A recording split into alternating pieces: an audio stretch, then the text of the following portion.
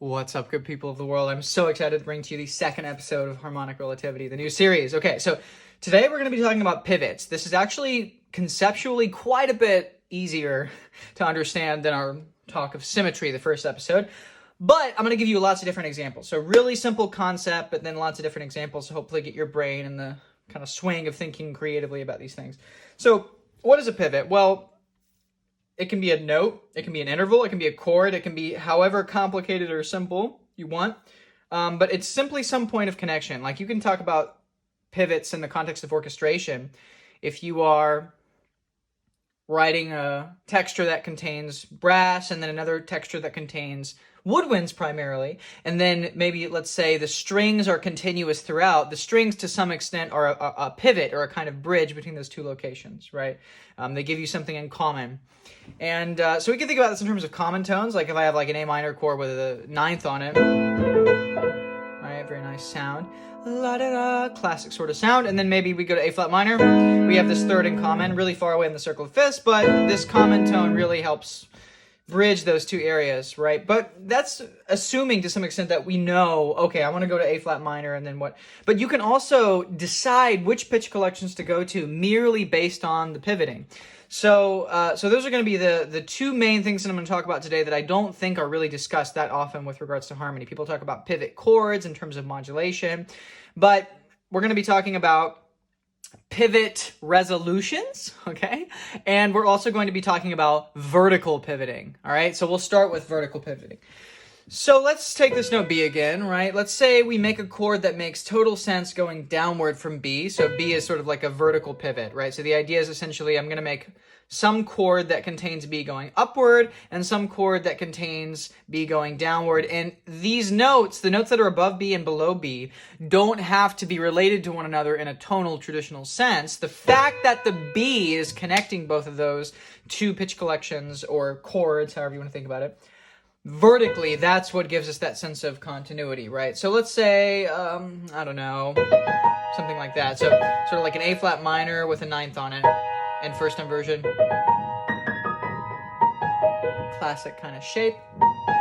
And then maybe from the B going downward, we'll go to C major 7. Right, now look, we combine these together. That's beautiful, right?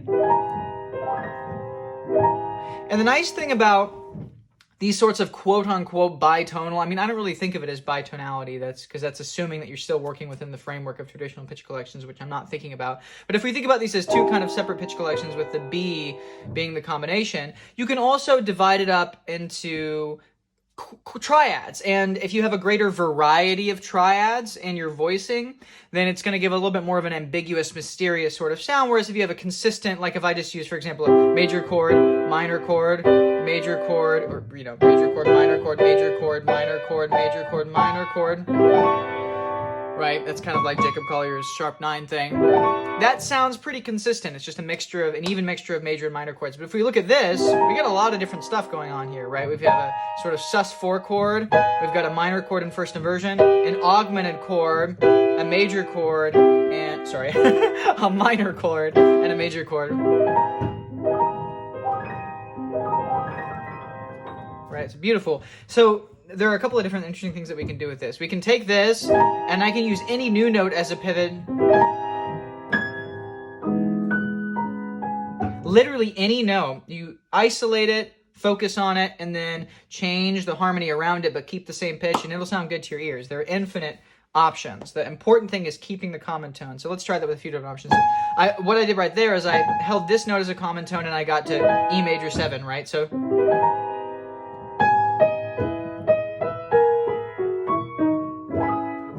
E major down to C sharp minor, submedian, very simple. What if we take this G?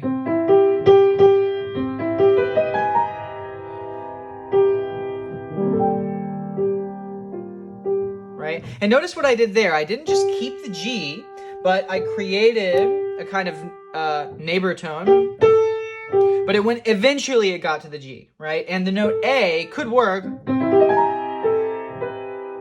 conceivably with this lower part here.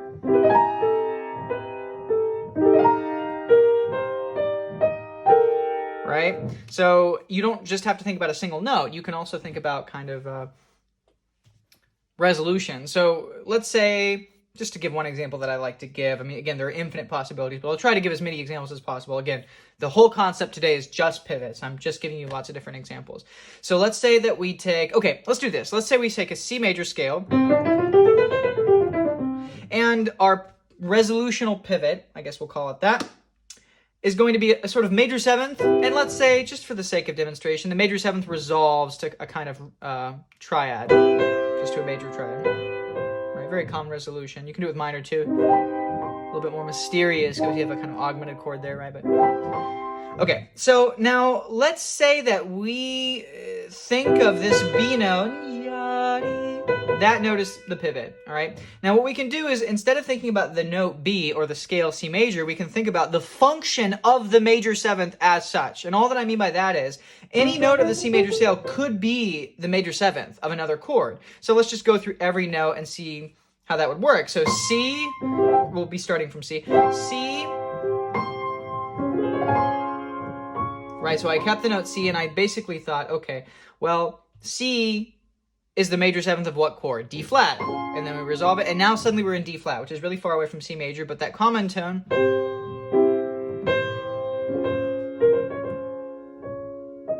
right? You could, you know, again, there's so many different resolutions, but I'm just going to be simple for today to keep things nice and easy, and you explore the options yourself.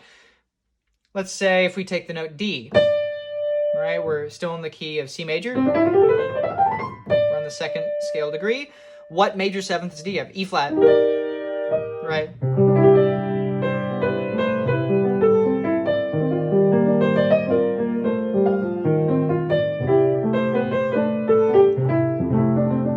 Right, so I made a little melody, and it just really was C major going to E flat major, C major, F major. But the key here is we're not thinking, oh, I'm going to go to E flat major because I like the way that going up a minor third sounds, which is kind of like my original harmonic relativity video. Instead, we're thinking about specifically the vibe of the extension and the way that it resolves, you know, because like that has a certain sound, that has a certain sound, right? Even just like a simple half step or whole step, it's often really useful to think of all the different ways that you can harmonize half step motion and all the different ways that you can harmonize a whole step motion, since those are the most common building blocks of all scales, right? So let's go through every single one. E would be F major 7, right? G. I'm adding a few other extensions just because I'm a jazz pianist at heart, but really the basic idea is, right? So we're on the note, we were at G, we did E, which goes to F major 7. I did G, which goes to A flat major 7, but I forgot F. F goes to G flat, or F sharp, if you want to think of it as E sharp. Again, spelling doesn't matter.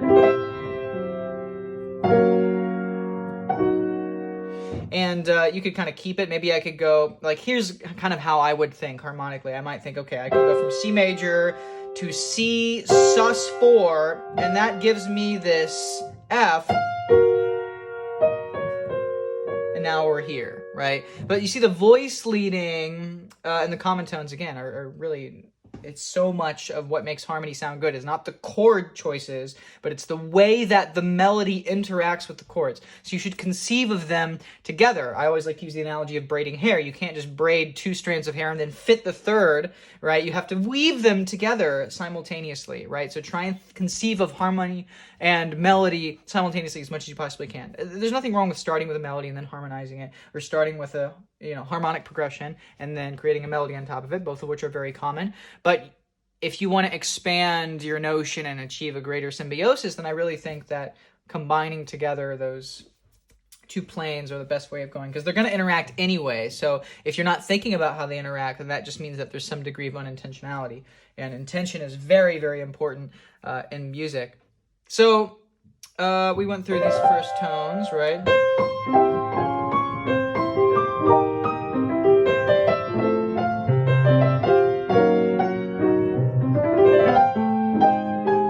Right, and notice smooth bass line. So if I think, okay, I'm going from C major to A flat major, I can create a bass line. I can go,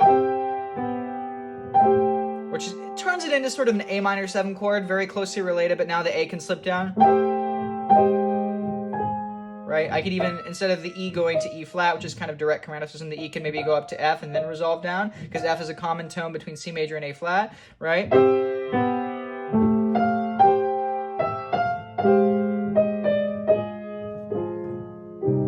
And then I kind of thought, okay, A flat, well, we're really on F minor, which is sort of like goes to C minor, and then now that we're on C minor, we can slip back into C major. I mean, really, it's so easy to move through all these various collections. The only thing that gets in the way is if you're just stuck in thinking about traditional tonality and sticking to these various pitch collections, right?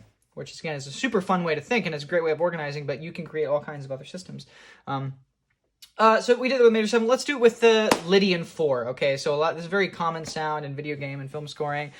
So let's say we have this Lydian 4, and it can either resolve maybe up a half step to the 5th of a major chord, or down. There's a really fun example of this. It actually doesn't start as on a major chord, but on a minor chord. If we think of Lord of the Rings. And you can do it with F minor, and then it gives you this scale,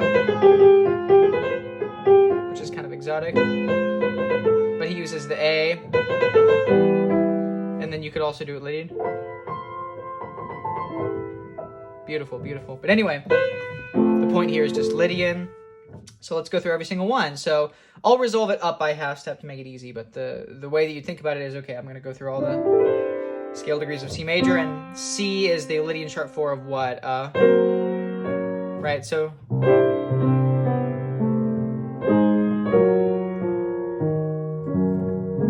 Or you could do D, which would be A flat.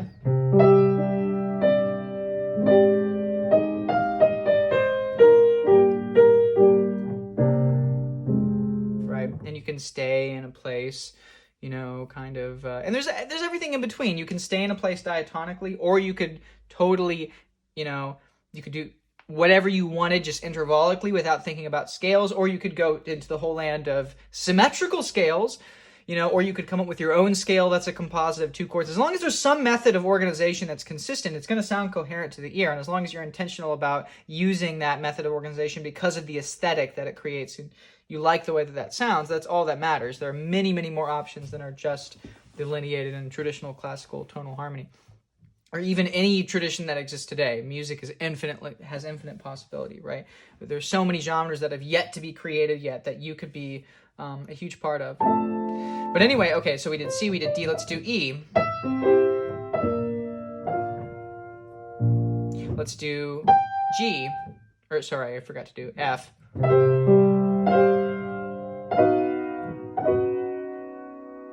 That one's nice. How about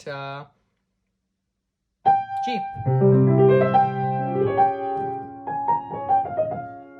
How about A?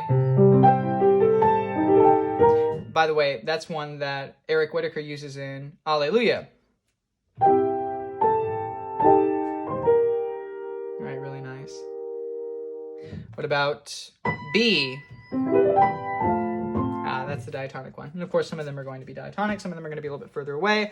And yeah, you could do this with literally any, I mean, you know, I could create a series. I could go like, okay, sus chord resolving to major chord in second inversion, and then keep that as a new sus.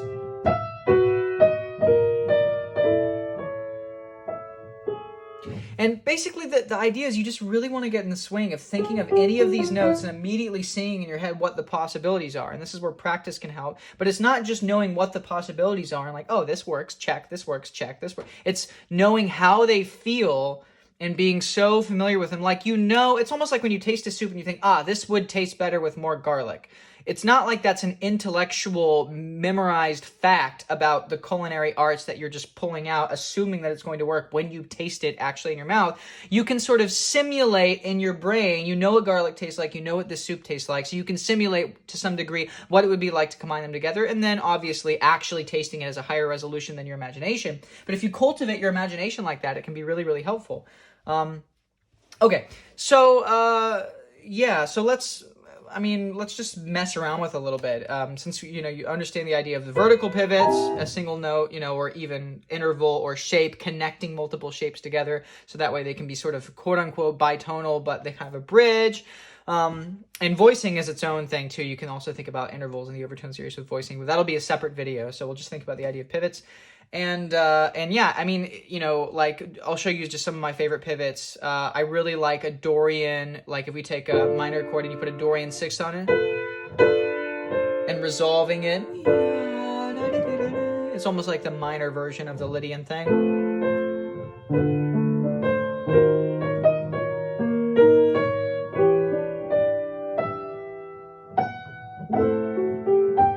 So that's a really easy way. You could create a whole harmonic progression that goes all over the place, everywhere, just minor chords, traveling all over the circle of fifths, but the guiding principle is that Dorian sixth, and that gives you a kind of consistency. So you can pick a palette of these little resolutions connected to chords that you like, and then you can pull those out.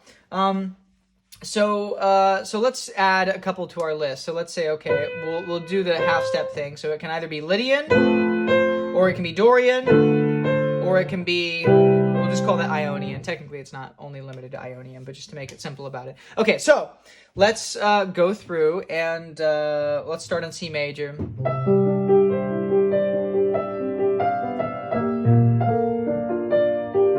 So you notice I used the Lydian on B flat. I'll use the same thing on A flat major.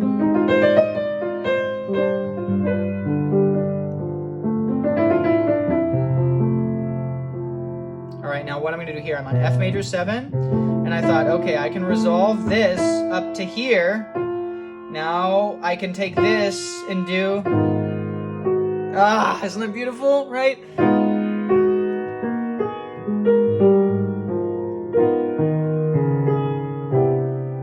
And then, too many things to talk about, but we're on kind of A flat Dorian, and once I resolve it, this A flat, I can use melodic minor, right? Because I'm not limited. I've already gotten past the G flat. This is kind of a crazy analogy, okay? But bear with me for a second. So if anytime I'm in some scale and I think, okay, I'm going up the scale, what do I want to do here? Do I want to go or, right? There are a lot of different options that you could use, and you don't have to commit to one. So many people just think, I'm in the scale, I'm committing to it, right? But you could think of it kind of like quantum physics, right? The idea that there's kind of a superposition. Once there's a potential of doing any of these options, and until you commit to them, you can choose either one. So I can go...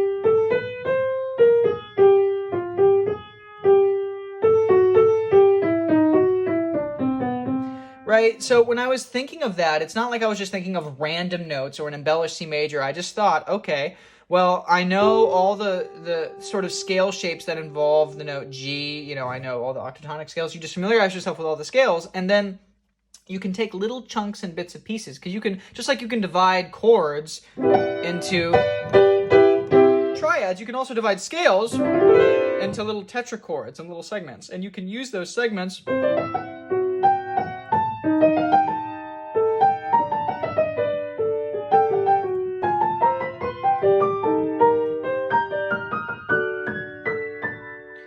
but in a way that doesn't commit yourself to the scale. You're just thinking of it as a little segment that you can pull out as a color whenever you want, and as long as you have smooth voice leading, you know, that's really all that matters at the end of the day. But, okay, so...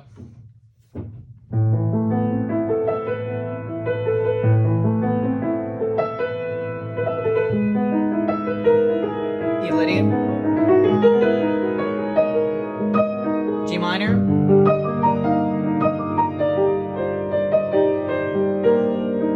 E Lydian,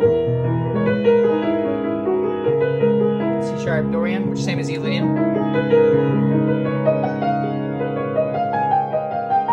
You can also take a shape and repeat it. So if I start this shape here, which is totally works with A minor, it's Dorian. I can keep it going. Now it's melodic minor.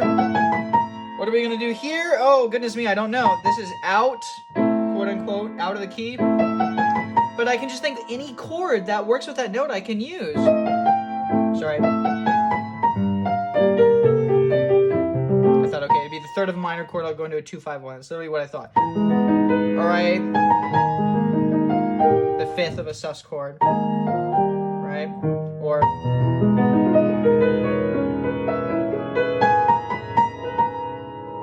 How about B minor with a major 7?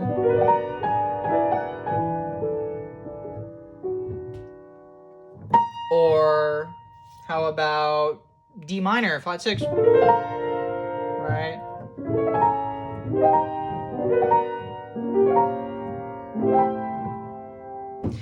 So yeah, the basic idea is you can take these pivots, and if you sort of categorize in your head, and the reason I don't want to give you too many of them or give you like a list is because I really want you to explore these on your own. I want you to go through all these and think, oh, what does that make me feel like, you know? Oh, like just that. Just that.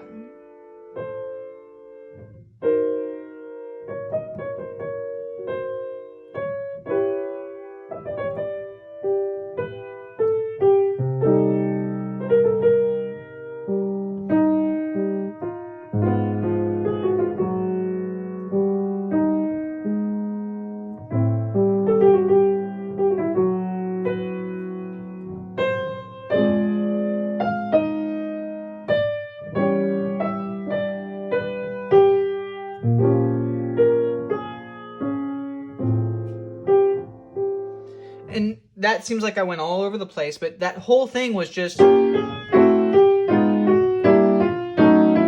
that one little shape, right?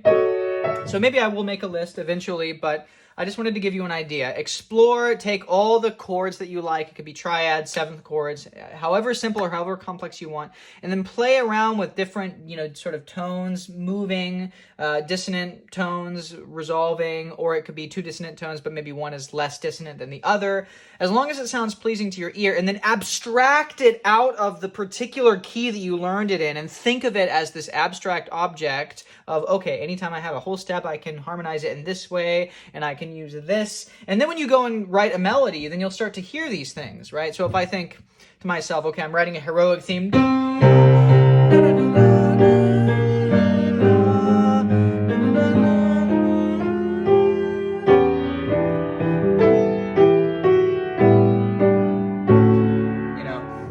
If I do that, this note right here, this G, which is the common tone in this 2-5-1 going to D major, maybe in the second progression I think, okay, I want to take this and turn it into that Dorian thing.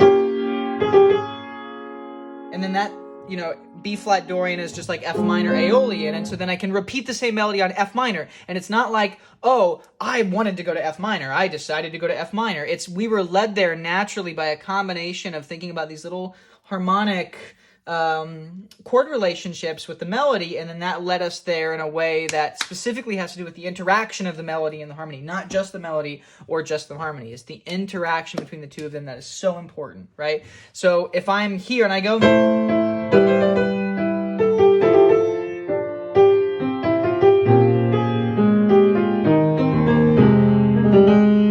right, so I thought A minor, Aeolian, and I thought, okay, we'll use this G to get to B flat Dorian. And then I thought, okay, well, that can take us to F minor, right? So having fluency with scales and modes is really important. Being able to build intervals and chords is really important. But, do it in a way where you enjoy doing it and you're having fun. Like, I didn't memorize all this stuff. I really didn't. I'm not a person who sat down and practiced scales. I'm not a person who sat down and practiced triads. I'm not a person who sat down and practiced anything. Really, honestly, it's just exploring and, oh, I like that. Ooh, I like that. Oh, ooh, interesting. Oh, I like that. Or, oh, I don't know how I feel about that. And anytime you find something that you don't like, think to yourself, can I find a context in which this sounds good, right? Because if you find something that's extremely dissonant, it might be the resolution that, helps you kind of, I'll give you one last example and then we'll we'll call it a day for today. And I'll do some more kind of bonus videos on the sides where I, give some more examples. And maybe I might even write some compositions kind of demonstrating these things. But so if we go back to the original chord that we made at the beginning, C major 7, right, with a kind of a G sharp / A flat minor 9 on top.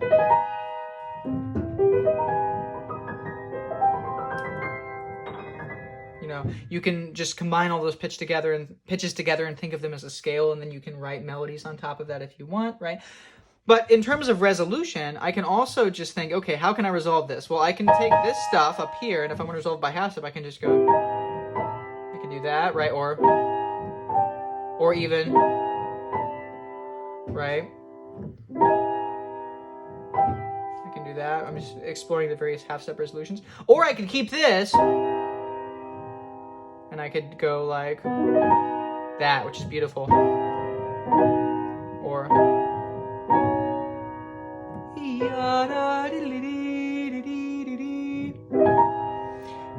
I could also go to like here, just kind of like C minor, C Aeolian. Or I could do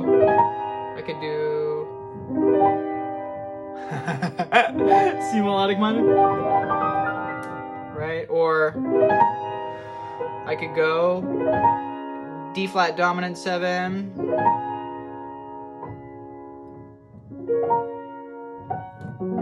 and then use that as, I mean, literally, when I say there are infinite options, I'm telling you the truth. There's so many options, and so much music does not even barely tap the potential, and there's nothing wrong with that, just like there's nothing wrong with macaroni and cheese. But I guess what I'm imploring you to do is to explore all these things and use your own taste, because the things that I like, you know, some of them you guys like as well, but some things, it's not even a matter of likes and dislike. It's not even like every like has to be followed by a dislike. You know, you can start from neutral and then either like it, or it's not that you dislike it, it's just that it maybe doesn't affect you. And what affects you depends on the context, but also the intentionality. So if you find a little harmonic thing, if you love it, that means that your brain is going to explore what the options are, and that means that your heart's going to be in it anytime you play it. And that means that what you're going to play is going to be extra effective because it came from the heart, right?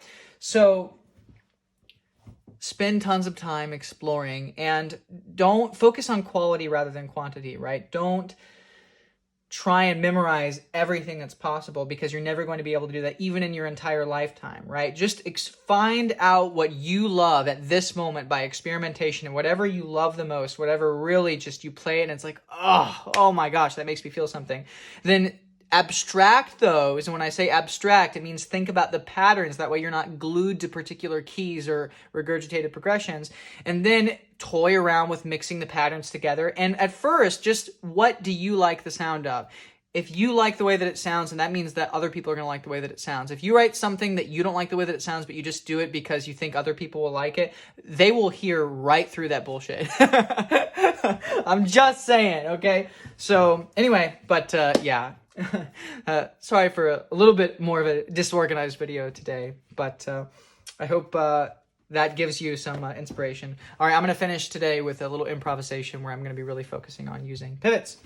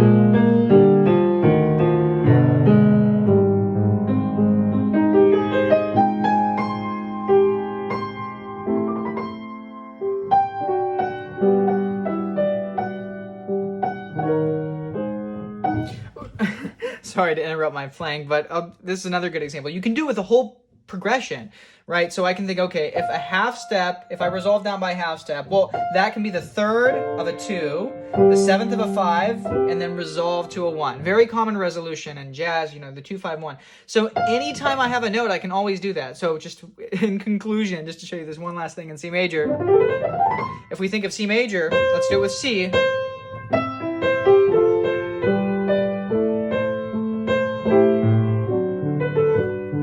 Beautiful, right? So let's try it on D.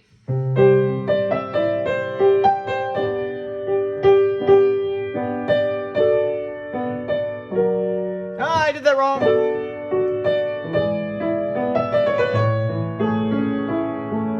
All right. So we'll do it on E.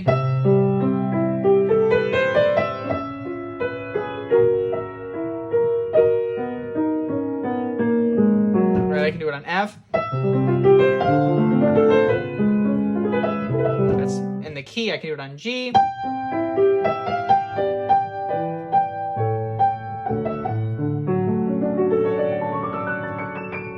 I can do it on A.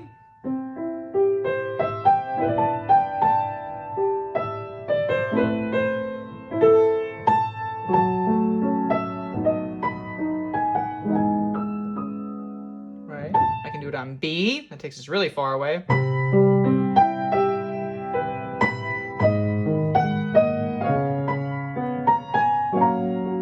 Right, and you can elide them too. So if I'm doing like G sharp minor going to C sharp dominant 7 going to F sharp, well, instead of going to F sharp major like you would expect, I could resolve the note, but then just do a new 2-5-1,